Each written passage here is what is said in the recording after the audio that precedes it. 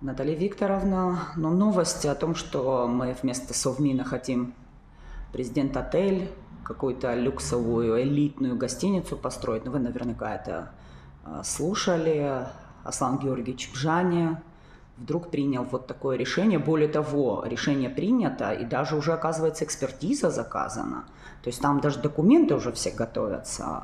Как вы относитесь к такого рода инициативе президента? Можно я так, как всегда, начну далеко?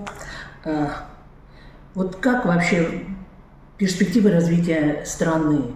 Вот это же все начинается с истории, сознания истории.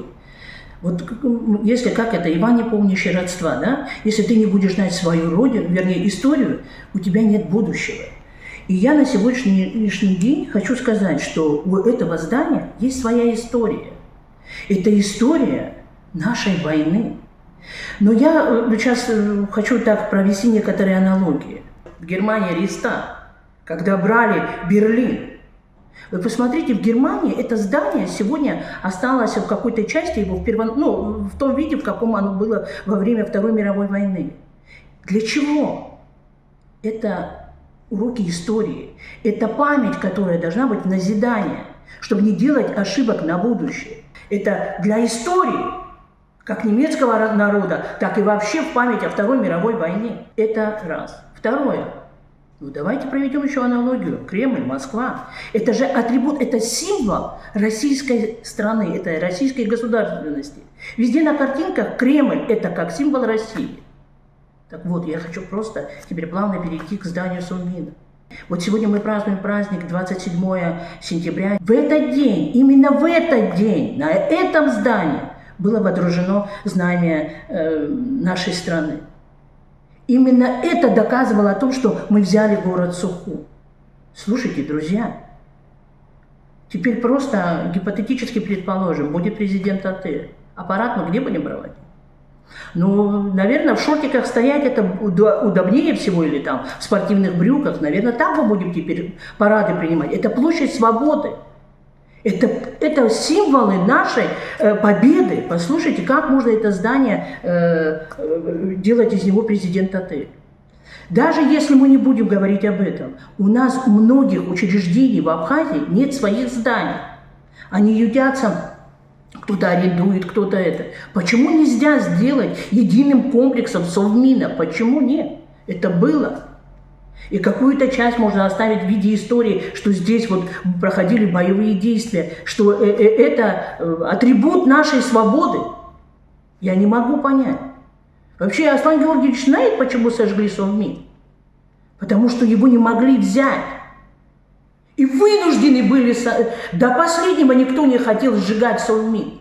До последнего в него не стреляли, потому что это было как символ нашей страны, государственности. И потом, когда они могли уже взять, когда они могли выбить грузин, они сожгли это здание. И сегодня Аслан Георгиевич будет делать там президент-отель. У него есть гостиница, пусть приглашает гостей в свой президент-отель. Каждый раз, когда президент куда-то выезжает, на какие-то встречи, в какие-то поездки, каждый раз я думаю, с ужасом думаю о том, с чем мы расстанемся на сегодняшний день. Понимаете?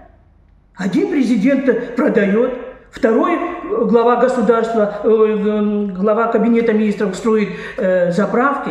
Друзья, вы что? Как можно? Какой президент-отель может быть в здании Совмина? Друзья, оно стоит на площади Свободы. Более того, там должен быть стоять памятник Владиславу Григорьевичу Ардзину. Друзья, как это будет вообще? Как президент-отель и памятник Владиславу? Полуголые туристы. Вы знаете, я уже думаю, что такие моменты, как одним из главой администрации высказывалось, что надо открыть казино. Вслед за казино мы можем открыть дома терпимости, легализовать наркотик. Все! Нам войны не надо. Абхазского народа не будет. Друзья, это что такое? Неужели я не могу понять, Аслан Бжаня призван именно для того, чтобы все продать в этой стране? Более того, я хочу вам просто сказать, что сейчас идет вопрос, помимо того, что должен продать в Алахадзе есть морпорт, называется «Касатка», сейчас он стоит в повестке дня по продаже, и покупать его будет депутат Народного собрания парламента республики. перепадный ГЭС, госдача в Мюссере отдана в аренду. Но нам осталось, с чем нам надо еще расстаться? Скажите, что нам надо еще продать? Что нам надо отдать? Что за такая панацея инвестиций? Что такое вот я еще раз хочу сказать, что такое инвестор? Объясните мне.